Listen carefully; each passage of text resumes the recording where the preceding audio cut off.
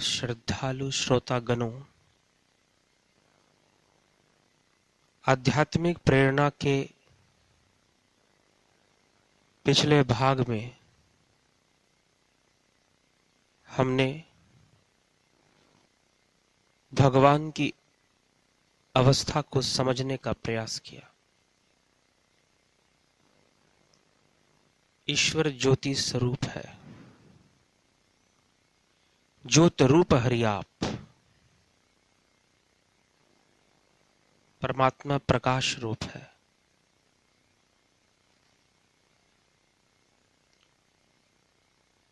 घट में दिखने वाला प्रकाश उसी का रूप है।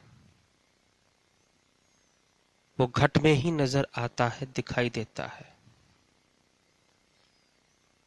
उसी का अनुभव होता है। श्रीमद् भगवद गीता में भगवान श्री कृष्ण अर्जुन से यही कहते हैं कि अर्जुन मैं ज्योति रूप हूं, ज्योति शाम अपि तज्ज्योति।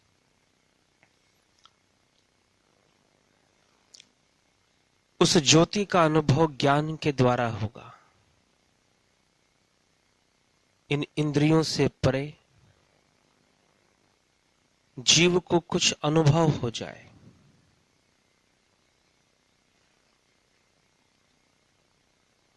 बड़े भाग्य की बात है। इंद्रियातीत अनुभवों को प्राप्त करना किसी गुरु, किसी आध्यात्मिक प्रेरक के माध्यम से प्राप्त हो, वो ज्योति घट के भीतर ही दिखाई दे, ये निश्चय ही बहुत बड़ी उपलब्धि है। लेकिन क्या ये सब कुछ है?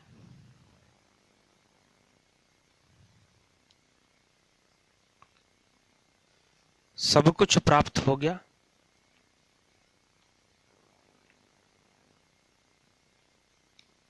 तो हम ऐसा नहीं कह सकते। लेकिन फिर भी हमारे भीतर ही एक सत्ता है, हमारे भीतर ही एक शक्ति है, एक अंतर जगत है,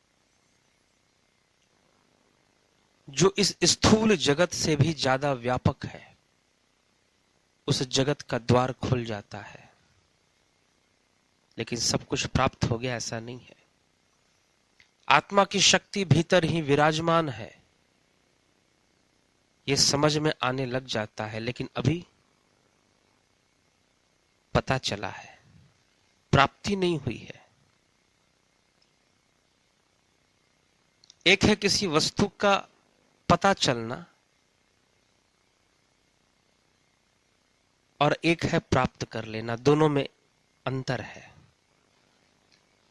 पता चलना प्रेरणादायी है, लेकिन प्राप्त करना उपलब्धि है। जीवन का सुख है, आनंद है प्राप्ति में।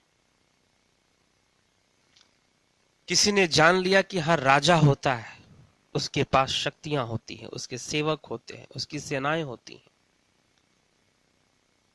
सब उससे डरते हैं, सब उसका सम्मान करते हैं। पता चल गया कि राजा भी होता है, लेकिन राजा बन जाने में बहुत फर्क है, बहुत अंतर है। अब तक सुना था, किताबों में पढ़ा था कि राजा होता है, लेकिन एक दिन राजा को देख लिया तो देख लेना एक अलग बात है, हो तो तुम वहीं पर। उसी प्रकार आत्म तत्व का प्रकाश दिख जाना एक अलग विषय है, लेकिन आत्म तत्व की प्राप्ति, आत्म स्थित होना एक अलग विषय है। इसलिए ये कहना बहुत ही सरल है कि आत्मा सत्य है, संसार नश्वर है। बात तो सत्य है, लेकिन हमने क्या अनुभव कर लिया, हम क्या जान गए? घट के भीतर आत्म तत्व की ज्योति दिख गई, क्या हमने जान लिया उस आत्म तत्व को?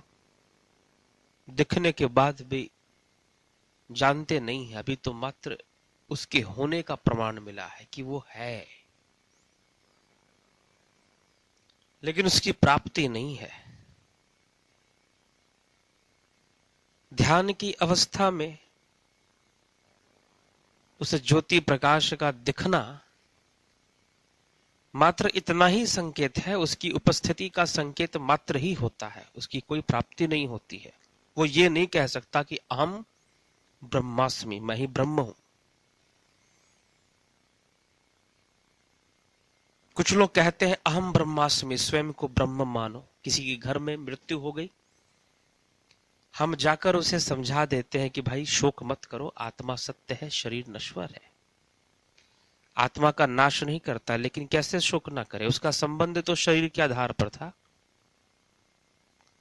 शरीर होने के कारण कोई भाई है, कोई पिता है, कोई माता है, कोई पत्नी है, कोई बच्चे हैं, ये सारी चीजें बनी हुई हैं।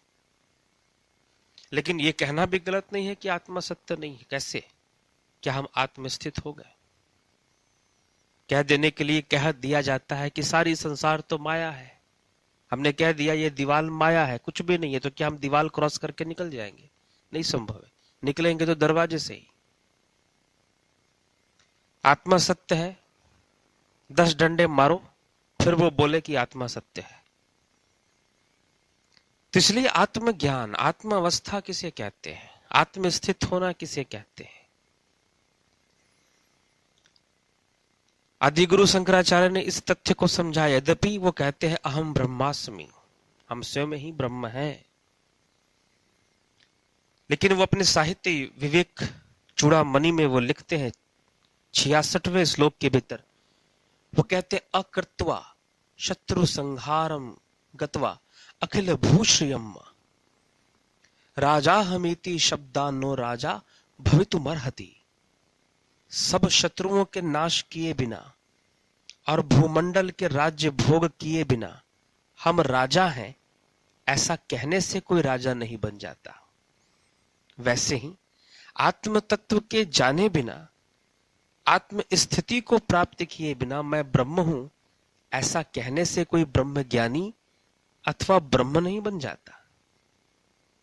कहने मात्र से नहीं हो जाता। चिल्लाते रहो कि हमने घट में प्रकाश देख लिया, ज्योति देख ली, ज्योति देख ली, उससे मिल क्या जाएगा? ज्यादा चिल्लाओगे तो वहीं रुक जाओगे, आगे नहीं बढ़ पाओगे। लेकिन आगे बढ़ना है, कुछ और प्राप्त करना है, आत्म स्थित होना है, लेकिन जीव भटकता रहता है। ज्योति तो दिख गई उसे, ज्ञान तो हो रहा है उसे, लेकिन फिर भी मन कहां पर है? मन संस्कारों में है, मन विषय वासनाओं में फिर भी लिप्त है, फिर भी रमण करता है, फिर भी भटकता है। स्वयं का अनुभव नहीं है। और योग का उद्देश्य, अध्यात्म का उद्देश्य क्या है, लक्ष्य क्या है? पतंजलि योग सूत्र में महर्षि पतंजलि कहते हैं तदा दृष्टु स्वरूपे अवस्थानाम, कि स्वयं के स्वरूप में स्थित होना, स्वयं के स्वरूप को प्राप्त करना, यही भक्ति का उद्देश्य है। स्थित हो जाना, स्वयं की अवस्था को समझ लेना, जान लेना, उसमें स्थित हो जाना, यह सिद्धावस्था है। नहीं तो मनुष्य परवश अपना जीवन जीता है। गोस्वामी तुलसीदास जी रामचरितमानस में सुंदर कहते हैं, अति सुंदर, परवश जीव स्ववश भगवंता, जीव अनेक एक श्रीकंता। जो परवश है वो जीव है, और जो स्ववश है वो भगवान है। जो स्वयं के वश में रहता है, स्वस्थित रहता है, स्वयंभू होता है, स्वयं से ही होता है, कहीं और से उसकी उत्पत्ति नहीं होती, वो भगवान है, वो ईश्वर है। जीव अनेक एक श्रीकंता, इसलिए जीव अनेक है क्योंकि वो परवश है। इस परवश की अवस्था कैसी है? मनुष्य की चेतना परवश रहती है। और परवश क्यों रहती है, कब तक रहती है, किस प्रकार से रहती है, हम जाने। क्योंकि अध्यात्म योग का लक्ष्य है चेतना का विकास, चेतना विकसित हो। चेतना जितनी विकसित होगी तो उतना ही ज्ञान होगा। विकसित चेतना ही हमें ब्रह्म का दर्शन करवाती है। थोड़ी विकसित होती है, अंतर्मुखी होती है, सूक्ष्मतर अवस्था को प्राप्त होती है, घट में ब्रह्म ज्योति का दर्शन होता है, ब्रह्म प्रकाश का दर्शन होता है, घट में ही अनुभूतियां होती हैं। लेकिन किस प्रकार से चेतना विकसित हो, कैसे स्वस्थित हो, तो हमारी जो चेतना है वो 3 अवस्थाओं में गमन करती है। अगर हम देखें इसको, एक होता है बाह्यकरण, उस बाह्यकरण में हमारी इंद्रियां आती हैं, ज्ञानेंद्रियां आती हैं, कर्मेंद्रियां आती हैं, और एक होता है अंतःकरण। हम कहते हैं ना कि हम अपनी किसी बात को अंतःकरण से जाने, अंतःकरण से समझे। और ये अंतःकरण जो है वो 4 प्रकार के होते हैं: मन, बुद्धि, चित्त, अहंकार। मन जो क्रियामान है, विचारों को प्रवाहित करता है, अनेक प्रकार के विचारों को, संकल्प, विकल्प, इन सब को वो धारण करता है। अंतःकरण एक ही है लेकिन 4 प्रकार से कार्य करता है, इसलिए हम उसको 4 अंतःकरण कर देते हैं: मन, बुद्धि, चित्त, अहंकार। चित्त जिस पर सब कुछ अंकित होता है, अनेकों विचार जो उसके साथ रहते हैं, चिपक जाते हैं, उन्हें हम चित्त कहते हैं। मन, बुद्धि, चित्त। बुद्धि जो निर्णय लेता है, जो बताता है कि ये ऐसे वो ऐसे। मन, बुद्धि, चित्त। अहंकार जो इन सब के अस्तित्व को बनाए रखता है, अहंकार, अस्मिता, स्वाभिमान भी कहते हैं हम उसे, अस्मिता भी कहते हैं, अहम भाव भी कहते हैं, जो उसको बनाए रखता है। ये हमारे अंतःकरण है: मन, बुद्धि, चित्त और अहंकार। कई बार हम देखते हैं, कुछ लोग फिल्में देखते हैं, सिनेमा देखते हैं, और जब फिल्म देखते हैं, सिनेमा देखते हैं, सिनेमा को देख रहे हैं, उसमें देखते हैं कि हीरो की जो फिल्म में जो हीरो है, जो एक्टर है, अभिनेता, उसकी मां मर गई। अब वो बड़ा रो रहा है।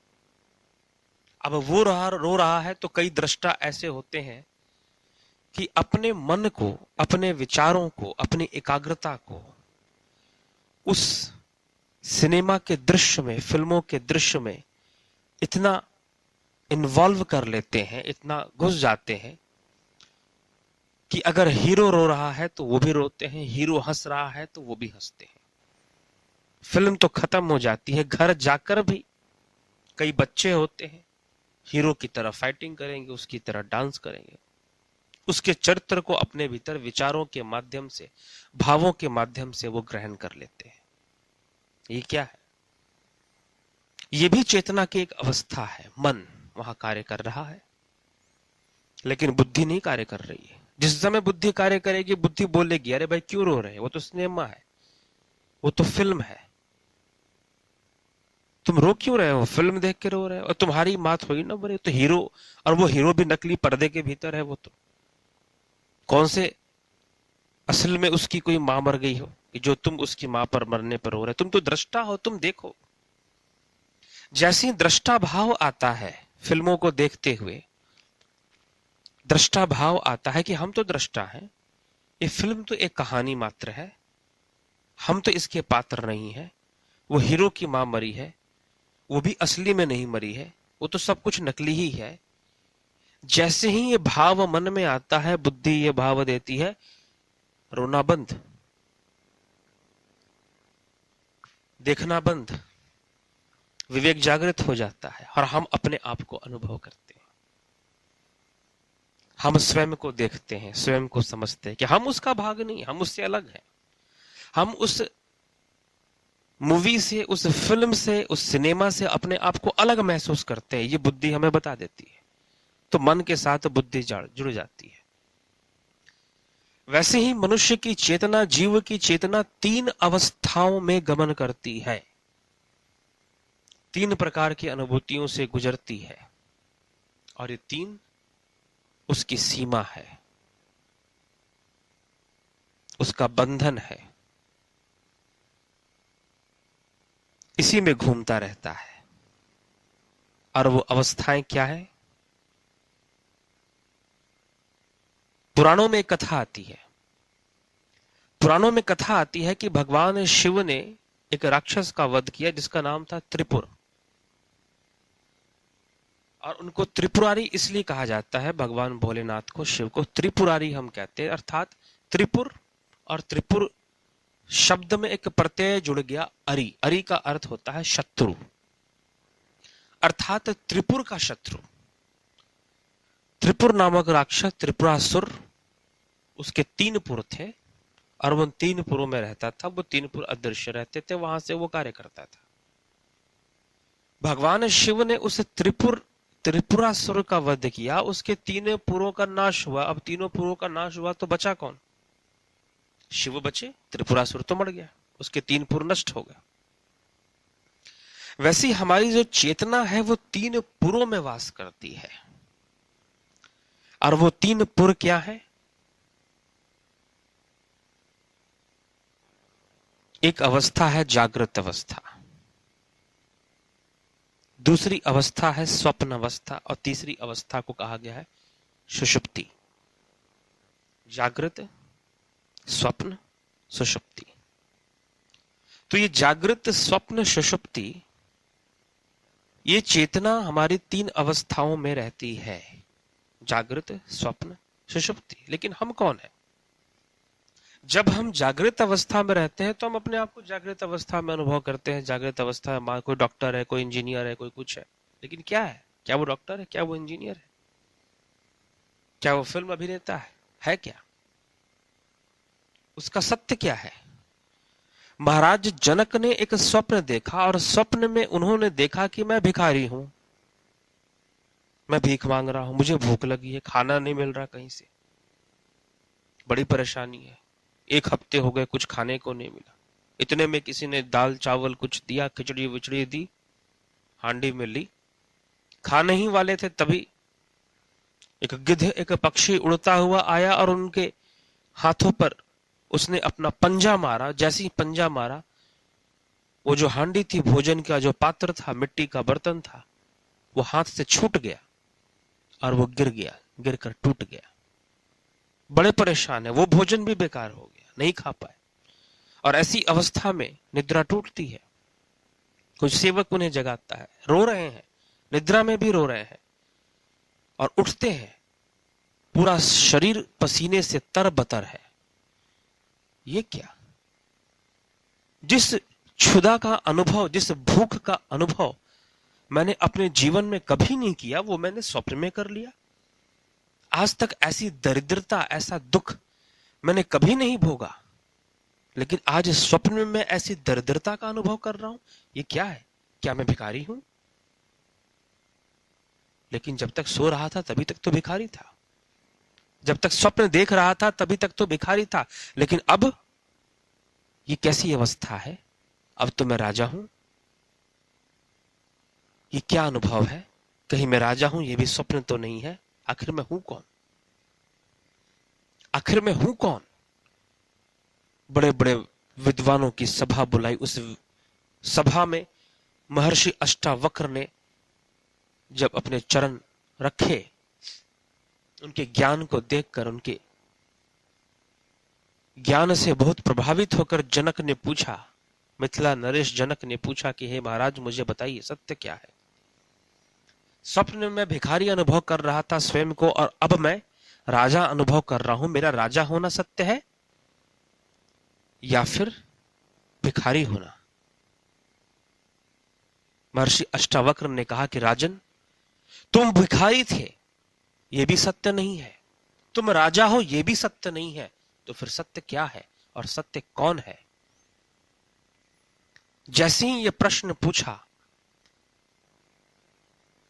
महर्षि अष्टावक्र ने कहा कि हे राजन, स्वप्न में जो दृष्टा था, जो स्वप्न देख रहा था और उसके भीतर स्वयं को भिखारी अनुभव कर रहा था, वो जो दृष्टा है वो सत्य है।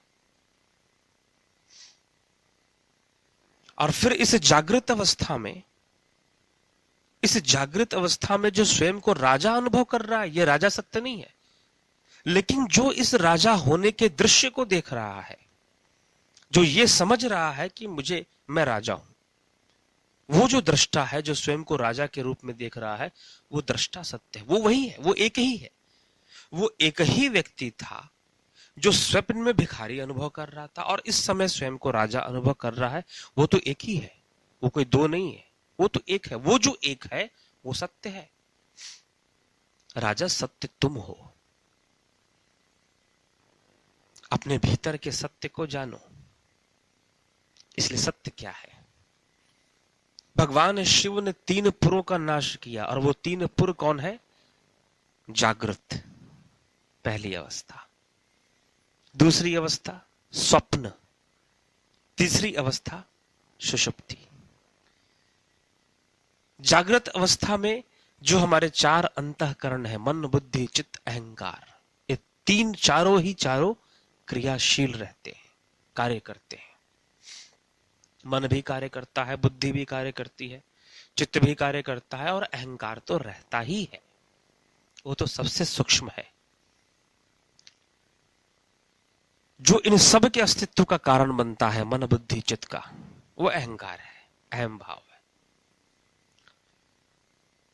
तो जागृत अवस्था में ये चारों ही विद्यमान रहते हैं, लेकिन जब हम स्वप्न की अवस्था में जाते हैं तो बुद्धि काम करना बंद कर देती। वहां बुद्धि नहीं होती, वहां तर्क नहीं होता, वहां निर्णय नहीं होता।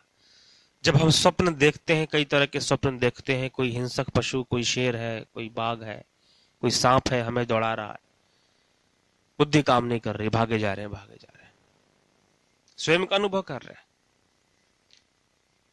मन रहता है, मन कार्य करता है। चित्त सूक्ष्म रूप में मन भी रहता है, चित्त विशेष रूप से रहता है।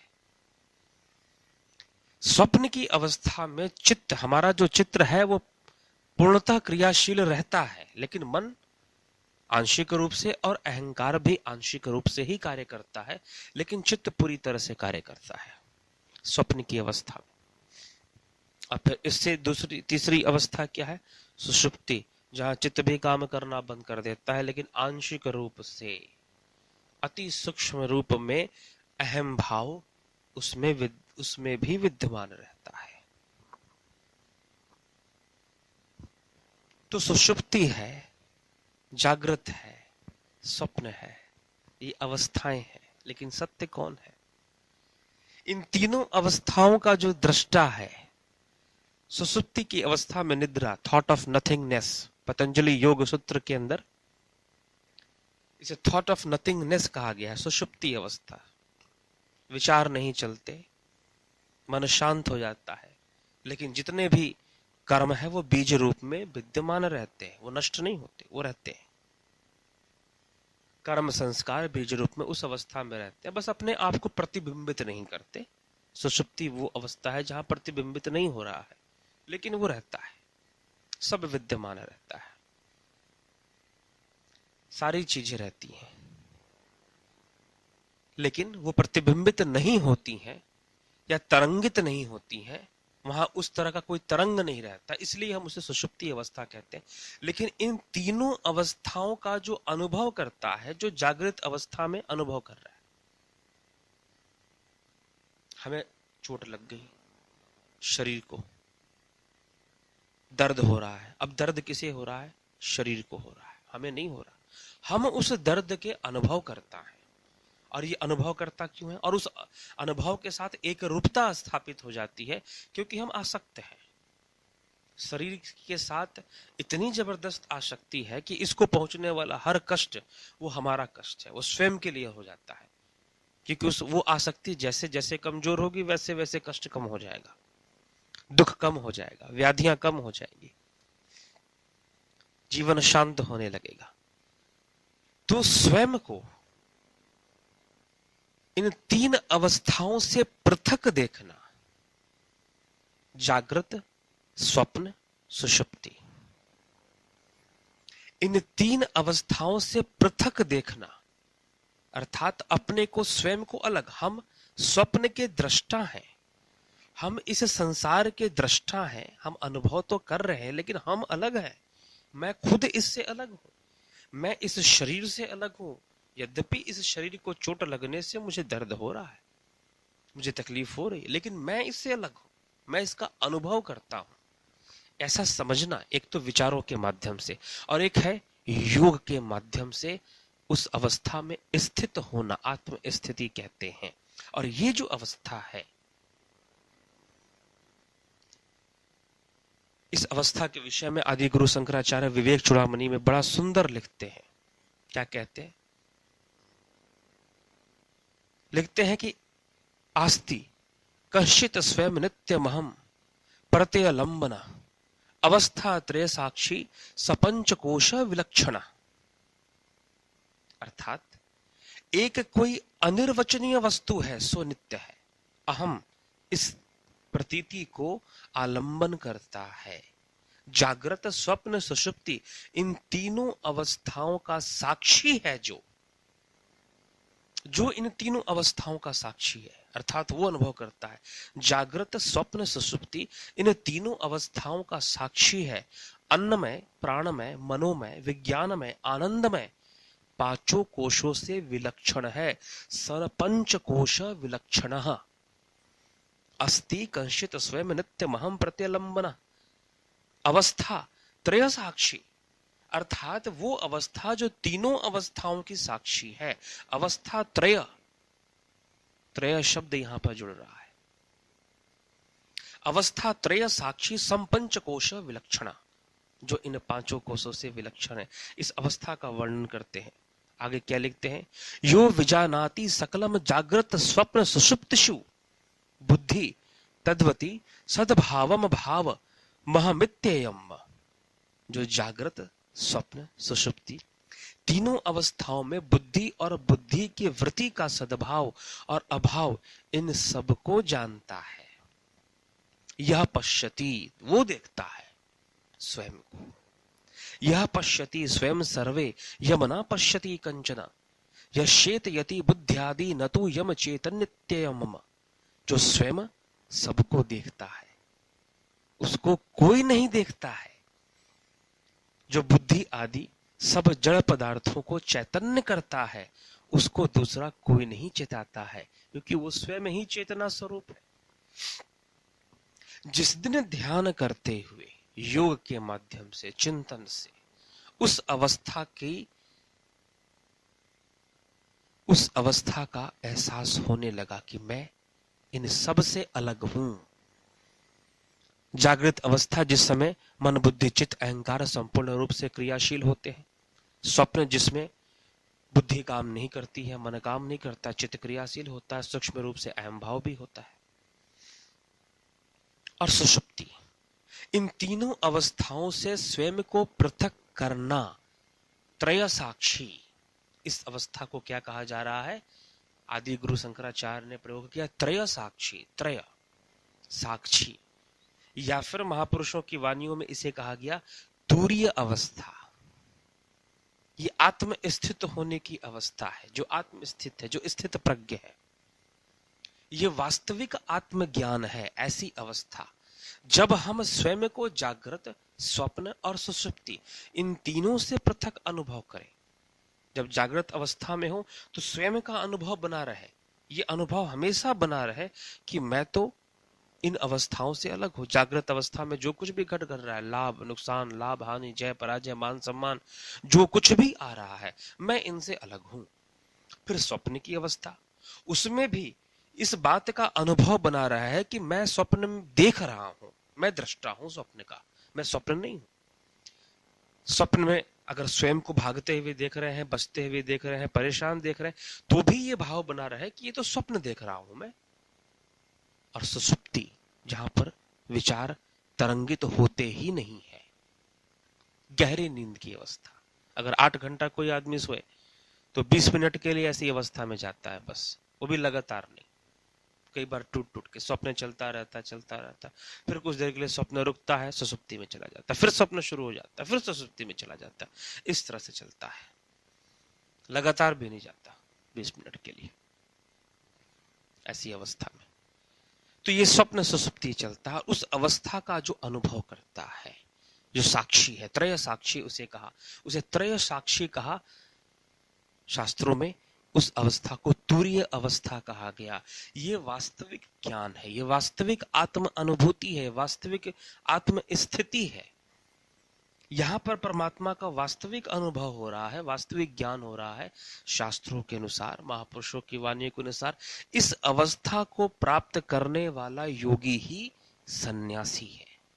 ये सन्यास की अवस्था है। ऐसा नहीं कि भाई नारी मुई घर संपत्ति नासी मुंड मुडाए भय सन्यासी। ये कोई सन्यास नहीं है। मन नहीं लग रहा घर में, माता पिता से झगड़ा हो गया, चलो सन्यास ले लेते हैं, चले जाते आश्रम में। एक तो है ही ना मार्ग, सीखेंगे वहां जाकर, कुछ बनेंगे, कुछ कोशिश करेंगे। आकर्षण में कई बार व्यक्ति बन जाता है, लेकिन सन्यास है नहीं वो। लेकिन जिसने ऐसी अवस्था को घर गृहस्थी में रहते हुए अपने बाल बच्चों के साथ, पत्नी के साथ, माता पिता प्राप्त कर लिया, ऐसी अवस्था को, वो सन्यासी है।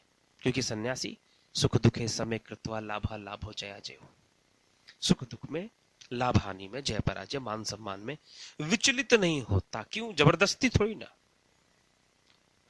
एक होता है जबरदस्ती विचलित नहीं होना, एक होता है कुछ लोग कहते हैं संतोष रखो। बेचारा कुछ कर नहीं सकता तो संतोष ही रखेगा, और क्या करेगा। एक बहुत बड़ा पहलवान आदमी, एक बेचारा दुबला पतला। पहलवान ने एक थप्पड़ मार दिया उसको, दुबले पतले को।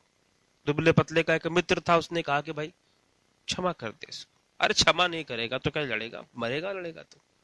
इसे कहते हैं विवशता। एक होती है, कई बार लोग संतोष विवशता में रख लेते हैं, मजबूरी में रख लेते हैं। एक होता है ज्ञान से संतोष आ जाता है। एक होता है त्याग करना, एक होता है संयम करना, अवस्था को प्राप्त कर लेना, संन्यास की अवस्था जहां पर कोई विकार रह नहीं जाता। जिस प्रकार से एक छोटा सा बच्चा गुड्डे गुड़ियों का खेल खेलता है, खूब खेलता है गुड्डे गुड़ियों का खेल, रोता है, अगर उसका खिलौना छीन लो वो रोता है, चिल्लाता है, माता पिता को परेशान कर देता है, उसकी बड़ी आसक्ति है खिलौनों के साथ। लेकिन जब वो बच्चा बड़ा हो जाता है, युवा अवस्था में प्राप्त हो जाता, अब नहीं खेलता गुड्डे गुड़ियों का खेल। अब उसको आवश्यकता नहीं कि वो गुड्डे गुड़ियों का खेल खेले, अब उसको नहीं चाहिए वो सब। विवाह करता, उसके अपने बच्चे हो जाते हैं, लेकिन गुड्डे गुड़ियों का खेल खेलना उसकी इच्छा नहीं होती है। शरीर बदल गया है, बच्चे वाली बुद्धि नहीं रह गई, अब बदल चुका है, स्वतः ही छूट गया गुड्डे गुड्डियों का। उसने त्यागा नहीं है, उसने गुड्डे गुड्डियों का खेल त्यागा नहीं है, जिसके लिए वो बहुत रोता था, जिसके लिए वो बहुत चिल्लाता था कि मुझे खिलौने चाहिए, मुझे गुड्डा चाहिए, मुझे गुड्डिया चाहिए, मैं गुड्डे गुड्डियों का खेल खेलूंगा, मैं खिलौना खेलूंगा। जिसके लिए वो रोता था, जिसके लिए वो चिल्लाता था, अब नहीं चिल्लाता। तो क्या उसका त्याग है वो? ये उसका त्याग नहीं है, ये तो अवस्था है। वो ऐसी अवस्था में जा चुका है जहां पर उसे लगता ही नहीं कि गुड्डे गुड्डियों से खेलना चाहिए। बिल्कुल उसी प्रकार योग शास्त्र कहता है, या फिर हमारे महापुरुष, योगी महापुरुष कहते हैं, बिल्कुल वैसे ही, सेम एज इट इज। जब एक साधक, एक योगी तुरीय अवस्था को प्राप्त करता है तो उसे कहना नहीं पड़ता कि तू कंचन और कामनी को छोड़ दे। उसके लिए वो वस्तु निरर्थक हो जाती है। जैसे कि हमारे बड़े हो जाने पर गुड्डा गुड़िया या खिलौने, चाबी वाले खिलौने, ये छोटी छोटी चीजें हमारे लिए निरर्थक हो जाती है, इनका कोई मतलब नहीं, ऐसी है तो छोड़ो, हटाओ, क्या खेलना, इनमें क्या खेलना है, दूसरा खेल खेलेंगे, अब तो हम बड़े हो गए। उसी प्रकार तुरीय अवस्था को प्राप्त करने वाला योगी संसार के विषय भोग उसके लिए गुड्डे गुड़ियों के खेल के समान ही रह जाते हैं, वो इनकी इच्छा ही नहीं होती है करने की। वो एक ऐसी अवस्था है। इसीलिए कहा जाता है कि तुरीय अवस्था को प्राप्त साधक, तुरीय अवस्था को प्राप्त योगी ही सन्यासी है। उसे अब सन्यास का प्रदर्शन करने के लिए कोई भगवा चोला पहनने की जरूरत नहीं, वो सन्यासी है, क्योंकि सम की स्थापना हो गई है। उसे अब लाभ हानि, जय पराजय, संसार का ये लड़ाई झगड़ा उस मतलब भी नहीं। उससे मतलब क्यों नहीं है? क्योंकि उसने एक नया खेल शुरू कर दिया है जो कि ज्यादा उत्कृष्ट है। वो एक नई दुनिया में प्रवेश कर चुका है, उसका प्रवेश हो चुका है, एक नई अनुभूति उसे प्राप्त हो चुकी है। वो इसलिए छोड़ देता है, इसलिए नहीं कि इसमें कोई इंटरेस्ट नहीं है। इसमें अब इंटरेस्ट क्यों नहीं है भाई? हमें जब जब हम बड़े हो गए, छोटे थे तो छोटी गाड़ी ऐसी घुमाते थे, चाबी वाली गाड़ी। अब तो हम बड़े हो गए, खुद ड्राइविंग करते हैं, स्टीयरिंग घुमाते हैं गाड़ी चलाकर। क्यों छोटी गाड़ी के लिए रोएंगे? इसीलिए उस अवस्था को प्राप्त करने वाला योगी उत्कृष्ट हो जाता है, विकसित हो जाता है, उसकी चेतना विकसित। ये तुरीय अवस्था आनंद की अवस्था है, या कोई अवस्था है, इसका कोई अनुभव होता है जी? आप जानने की कोशिश करोगे, क्या वो इसका अनुभव करता है? ये अनुभव करने वाली बात नहीं है, ये समझ की बात है, ये स्थिति की बात है। उस अवस्था में स्थित होना, त्रय साक्षी होना ही तुरीय अवस्था है। तुरीय शब्द का क्या अर्थ होता है? जो तीन से परे है, और जो तीन से परे है इसको चतुर्थ अवस्था, इसी को चतुष्पाद भी कहते हैं। इस अवस्था को चतुष्पाद भी कहते हैं। ये चतुर्थ पाद है, ये चतुष्पदी भागवत का ज्ञान, चतुष्पाद का ज्ञान हम सुनते हैं। तो चतुष्पाद का ज्ञान जिसको हो गया और उसमें वो स्थित हो गया, जिसको महर्षि पतंजलि ने कहा तदु द्रष्टु स्वरूपे अवस्था नाम। स्वरूप में, स्वरूप को आप देख सकते हो, आप देख नहीं सकते, उसमें स्थित लेकिन फिर भी हो सकते हो। कोई अपनी आंखों को देखता है, आईने में देखता है, ऐसे नहीं देख सकता, लेकिन उन आंखों से सारी दुनिया देखता है, उन आंखों से सारी दुनिया देखता है। कोई अपनी आंखों को नहीं देखता, लेकिन उन आंखों से सारी दुनिया देखता है। वो आंखें कब दिखती है? जब आईने में झांकेगा, नहीं तो नहीं दिखेगा, प्रश्न नहीं उठता दिखने का। वैसे ही वो दिखता नहीं है, लेकिन वो साक्षी है, वो त्रय साक्षी है। विवेक चूड़ामणि में आदि गुरु शंकराचार्य जी ने उस शब्द के लिए, तुरीय अवस्था के लिए, त्रय साक्षी शब्द का प्रयोग किया। अर्थात जो जागृत, स्वप्न और सुषुप्ति, इन तीनों का साक्षी है, वो त्रय साक्षी है, और वही तुरीय अवस्था में स्थित है, वही आत्मा है, वही स्वरूप है, वही ब्रह्म है। उस अवस्था को योगी प्राप्त कर लेता है। निरंतर योग, निरंतर साधना, निरंतर चिंतन, निरंतर अभ्यास में लगे हुए करना पड़ता है। ये नहीं कि ज्ञान लिया और बैठ गए। और कुछ लोग साधना भी करते हैं, साधना करते कर्म कट जाएंगे जी। जो जीवन में दुख आते हैं वो साधना किस लिए करते हैं? दुख खत्म हो जाए, कोई परेशानी नहीं हो रही, साधना करने से दूर हो जाए। नौकरी नहीं लग रही, साधना करने से नौकरी लग जाए। शादी नहीं हो रही, साधना करेंगे शादी हो जाए। साधना, ये अपने लक्ष्य को, सांसारिक लक्ष्य को साधने के लिए भी साधन, ज्ञान को एक माध्यम बना देते हैं। दुर्भाग्यपूर्ण है, आगे नहीं बढ़ पाते, क्योंकि वहां तक सोच नहीं जाती कि हम वहां तक जाएं। और जब तक सोच नहीं जाएगी, इच्छा कैसे होगी? इच्छा नहीं होगी तो जाओगे कैसे? इच्छा ही तो आगे बढ़ाती है एक साधक को, और वो आगे बढ़ता है, और वो आगे बढ़ता है, स्वयं में स्थित होता है, इस चतुर्थ अवस्था को प्राप्त होता है जो तीन के आगे है। इन तीनों को छोड़कर, तुरीय शब्द का कोई बहुत बड़ा अर्थ नहीं है। तुरीय मतलब तीनों के परे, जो तीन के परे है। और तीन के परे कौन सी अवस्था? चतुर्थ। इसलिए इसे चतुष्पाद भी कहते हैं, इसलिए इसे चतुर्थ अवस्था भी कहते हैं। और तुरीय का अर्थ ही है चतुर्थ, द फोर्थ स्टेज।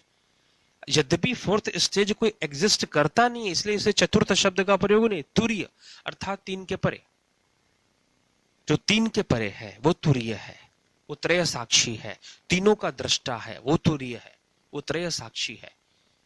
कई बार कुछ लोग ऐसा भी कह देते हैं कि चौथी अवस्था है, पहले जागृत आएगा, फिर स्वप्न आएगा, फिर सुषुप्ति आएगा, फिर तुम तो चौथी अवस्था में पहुंचोगे सुषुप्ति को पार करके।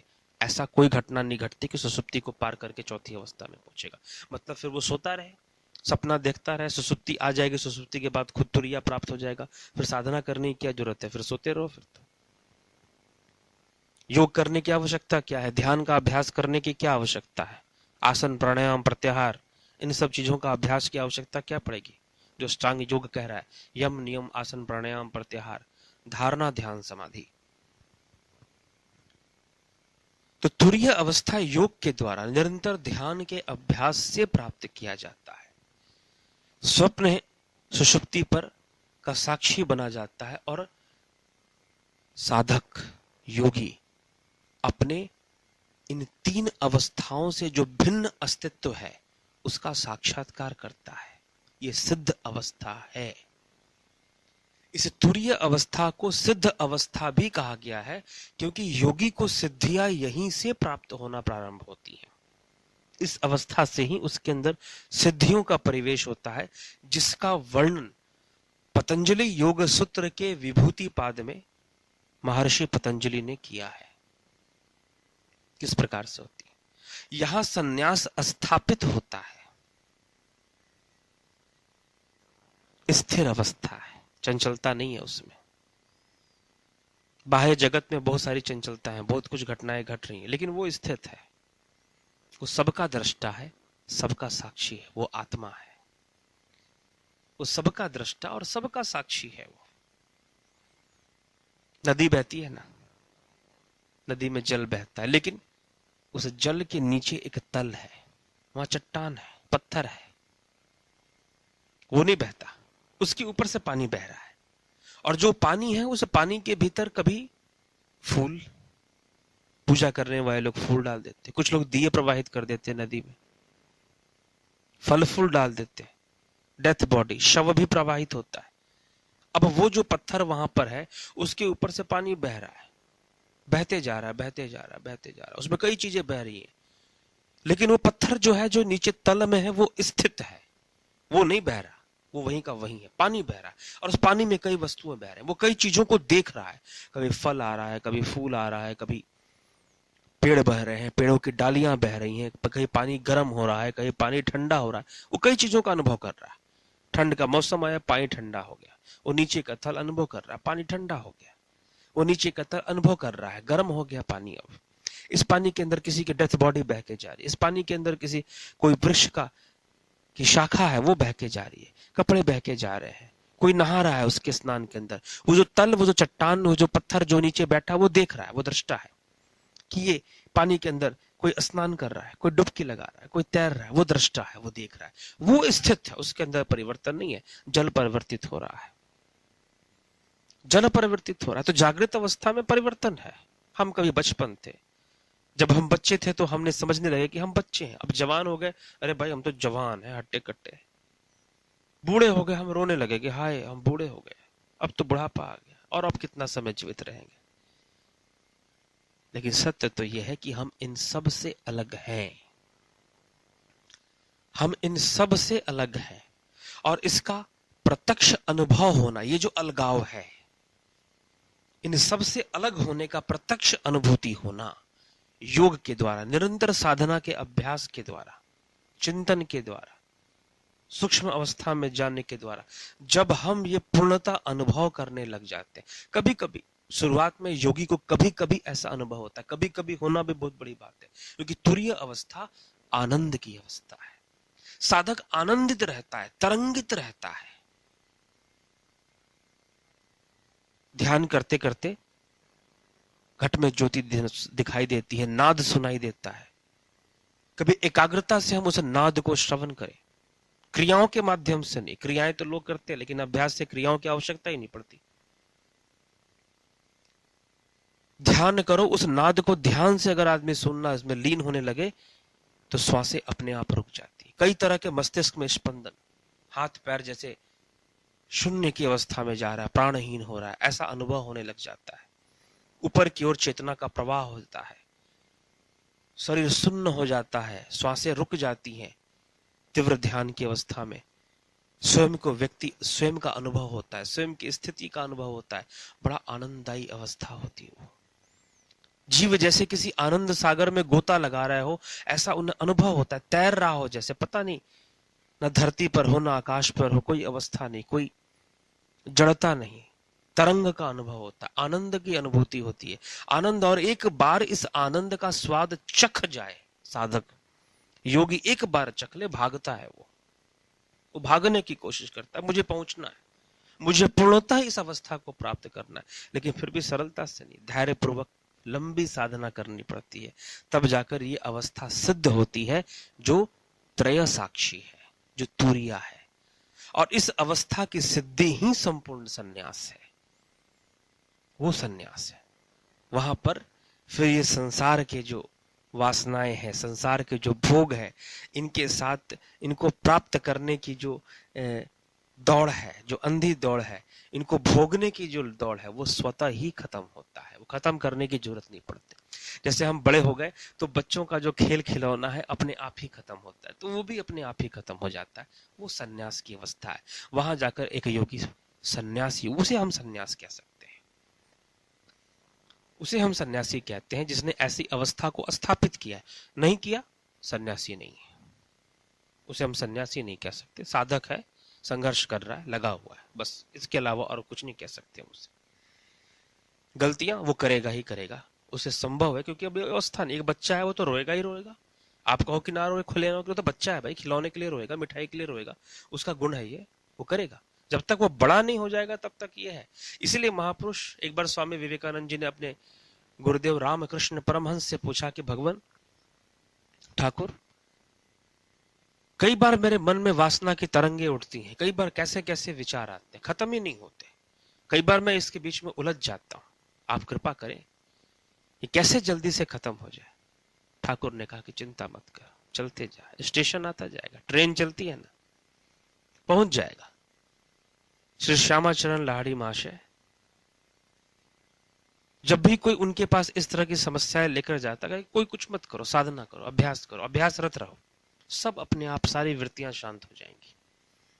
जब विकसित हो जाओगे, चेतना विकसित हो जाओगे, त्रय साक्षी अवस्था अर्थात तुरीय अवस्था, त्रय साक्षी अवस्था को जब प्राप्त कर लोगे, स्वयं को जागृत, स्वप्न, सुषुप्ति से पृथक देखना जान लोगे, अनुभव कर लोगे, सब कुछ अपने आप, ये खेल सारे खत्म हो जाएंगे। जैसे गुड्डू, बचपन का गुड्डे गुड्डियों का खेल जवानी में खत्म हो जाता है, वैसे ही तुरीय अवस्था को प्राप्त करने का बाद ये जो मोह माया और विषय वासनाओं का जो खेल है वो स्वतः ही खत्म होता है, और वो अवस्था ही सन्यास है।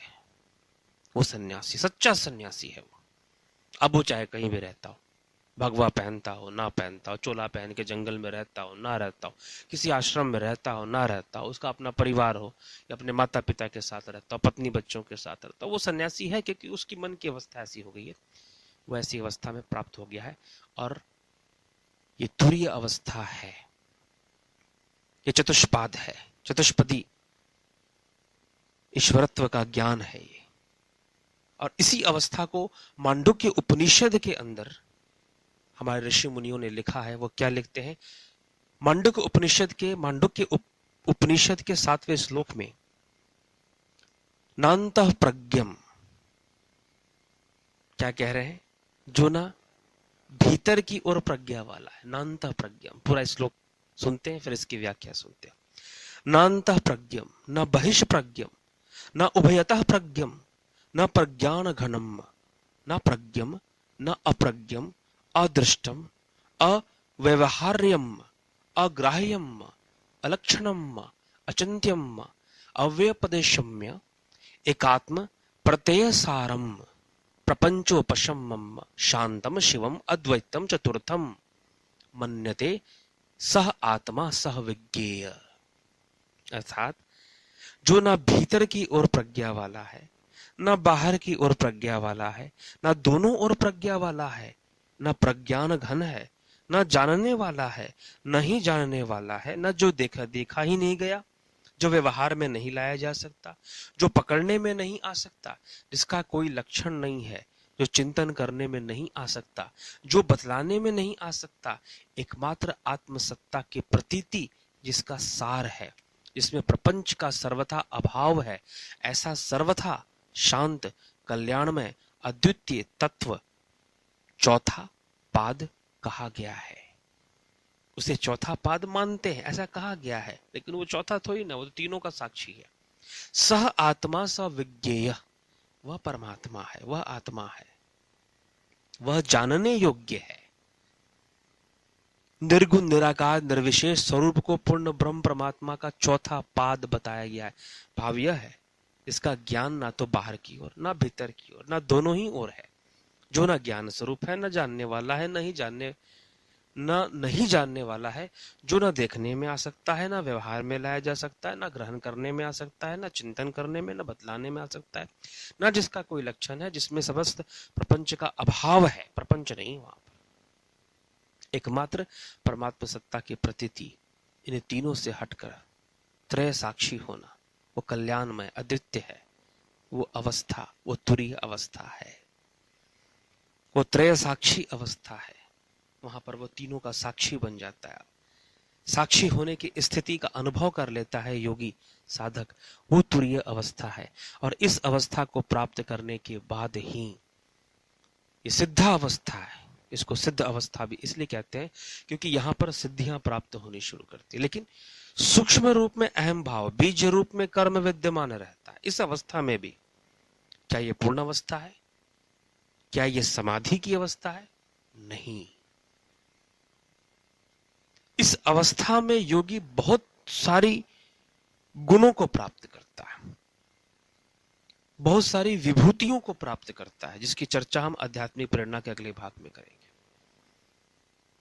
अनेकों इसी अवस्था की विभूतियों पर आधारित है विभूतिपाद, पतंजलि योग सूत्र का विभूतिपाद 4 भाग में है। समाधिपाद, सिद्धिपाद, विभूतिपाद और कैवल्यपाद।